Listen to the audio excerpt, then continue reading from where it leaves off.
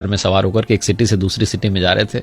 Highway पर drive कर रहे थे। नदी पर जो पुल बना हुआ था, जैसे उसको पार किया तो एक लड़की दिखाई दी जो तरबूज बेच रही थी सड़क किनारे। बच्चे ने जिद की वाटरमेलन चाहिए, तो इन्होंने कार को साइड में रोक दिया।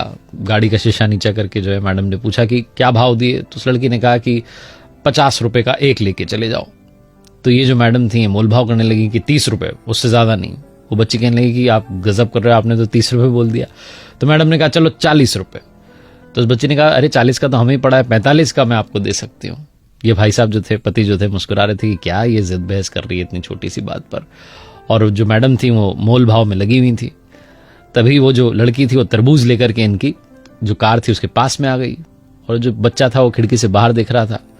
तो मैडम थी, उन्होंने एक और इमोशनल दाव खेला। उन्होंने कहा कि अपने छोटे भाई के लिए दे जाओ 40 रुपए में।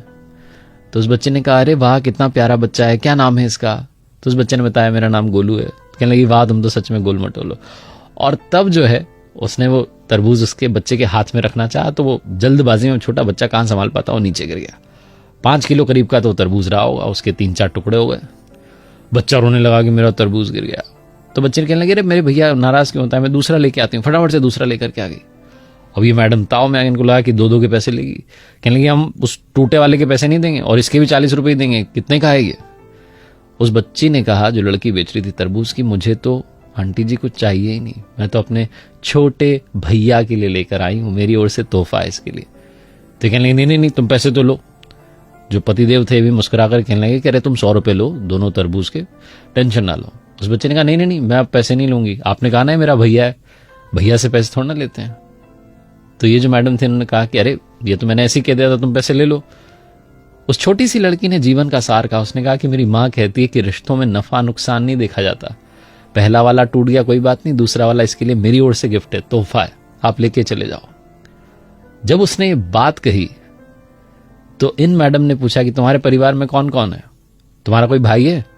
उस लड़की ने कहा मेरा भाई तो, और ये कहकर के रोने लगी कि कुछ समय पहले ही उसकी जो है डेथ हो गई, बीमार हो गया था, हम हॉस्पिटल ले जाते तब तक उसने दम तोड़ दिया, 2 साल का था वो।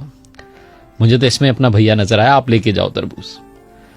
ये जो मैडम थी ये जहां से आ रही थी अपने घर से और दूसरे शहर जहां जा रही थी, वहां पर किसी के रिलेटिव के यहां पर जाना था, गिफ्ट देना था, कंगन लेकर के जा रही थी। बिना देरी के इन्होंने अपने पर्स में से वो कंगन निकाले और उस लड़की के हाथ में रख दी कि बेटा ये मेरी तरफ से तुम्हारे लिए। वो लड़की कहने लगी कि अरे तरबूज के बदले ये। तो इन्होंने कहा हाँ बेटा, रिश्तों में नफा नुकसान नहीं देखते, तुमने इसको अपना भैया माना, मैं तुम्हारी माँ हुई, मेरी ओर से तुम्हारे लिए, अपना ख्याल रखना और सबका ख्याल रखना। ऐसा बोलकर के इन्होंने गाड़ी आगे बढ़ा ली। जो पतिदेव थे मुस्कुराते हुए जा रहे थे कि कैसी है मेरी पत्नी, भी थोड़ी देर पहले 10-20 रुपए के लिए मोलभाव कर रही थी और अब इतने महंगे कंगन ऐसे ही देकर के आ गई। इमोशंस भी क्या चीज होते हैं। और तभी इन्हें याद आया जो उस लड़की ने कहा था कि रिश्तों में नफा नुकसान नहीं देखते।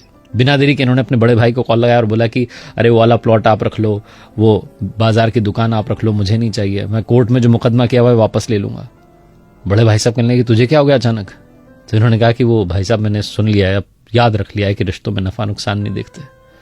बड़े वाले भाई साहब भी पिघल के कहने लगे कि अरे मेरे छोटे इतने प्यार से पहले बात करता तो बात आगे बढ़ती नहीं, आजा घर पर चाय पीते हैं और सब सॉल्व कर लेते हैं। बहुत छोटी सी कहानी है जिसका सार ये समझाता है कि रिश्तों में नफा नुकसान मत